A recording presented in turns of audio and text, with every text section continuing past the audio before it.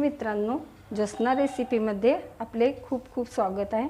आज आपण लिंबाचं गोड आंबट असं लोणचं कसं बनवायचं ते बघणार आहोत।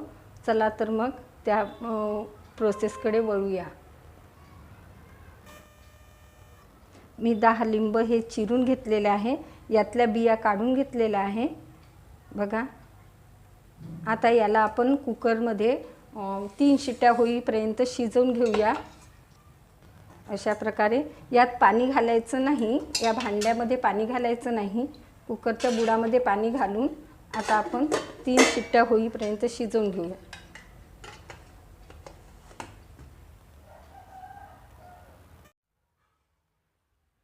कुकर थंड झालेला आहे, आता आपण हे काढून घेऊया।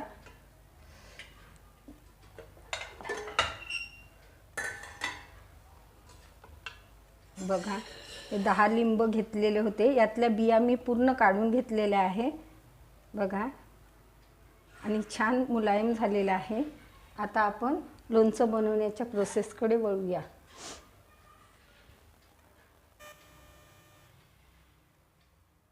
कढई गरम झालेली आहे, प्रथम आपण हे लिंब घालूया।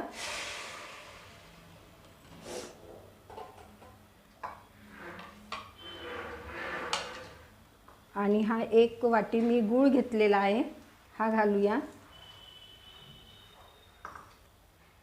4 चम्मच साखर घेतलेली आहे, ही पण घालून घ्यायची आहे आणि याला ढवळायचं आहे। या प्रकारे मिक्स करून घ्यायचं आहे। हे लोणचं खूप सुरेख लागतं आणि हे 1 ते 2 वर्ष छान टिकतं पण। अशा प्रकारे शिजवायचं आहे।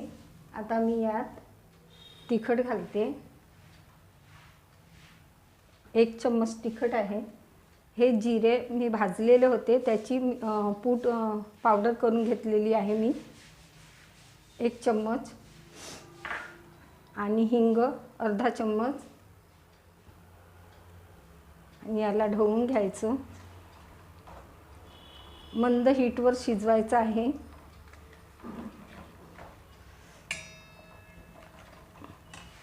आणि हे मी काळं मीठ घालते, हे उपवासासाठी बनवत आहे म्हणून मी काळं मीठ घालते। मी शिजवताना कुकरमध्ये याला अर्धा चम्मच मीठ घातलेलं होतं बघा। आणि याला अशाच प्रकारे ढवळून 5 मिनिटापर्यंत शिजवायचं आहे। याला चमक येईपर्यंत 10 मिनिटं लागू शकतात। मंद हीटवरच शिजवायचं आहे।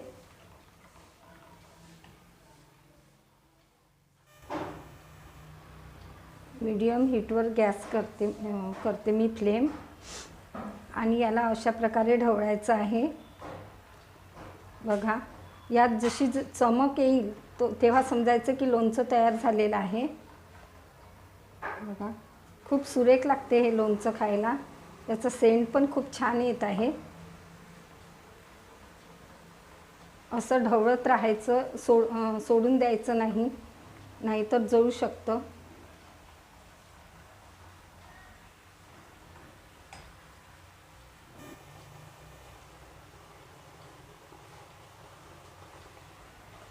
शिजताना या फोडी थोड्या चापट होतात, नंतर ह्या फुगून जातात थंड झाल्यानंतर।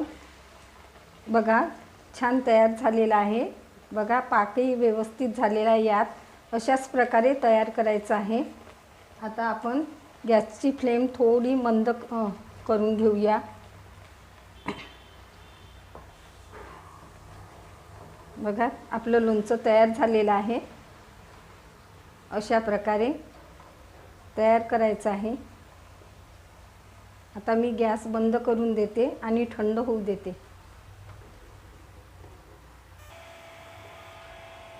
बघा, आपलं लोणचं तयार झालेलं आहे। आता मी यात 4 लिंबाचा रस काढून घेतलेला होता, तो घालूया आणि पुन्हा याला ढवळून घ्यायचं आहे। आणि हे थंड झाल्यानंतर एका बरणीत छान भरून घ्यायचं आहे, कोरड्या अशा। आणि लिंबाचं लोणचं काढताना यात ओला चम्मच किंवा कुठलाही असा खरखडा चम्मच बुडवायचा नाही, त्यामुळे काय होतं लोणचं खराब होऊ शकतं।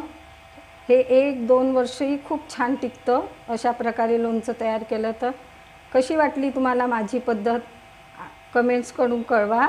आवडली असेल तर माझ्या चॅनलला सबस्क्राईब करा, व्हिडिओला लाईक करा, आपल्या मित्रांशी शेअर करा। पुन्हा भेटूया अशाच नवीन रेसिपीसोबत। तोपर्यंत मस्त रहा, खुश रहा। धन्यवाद।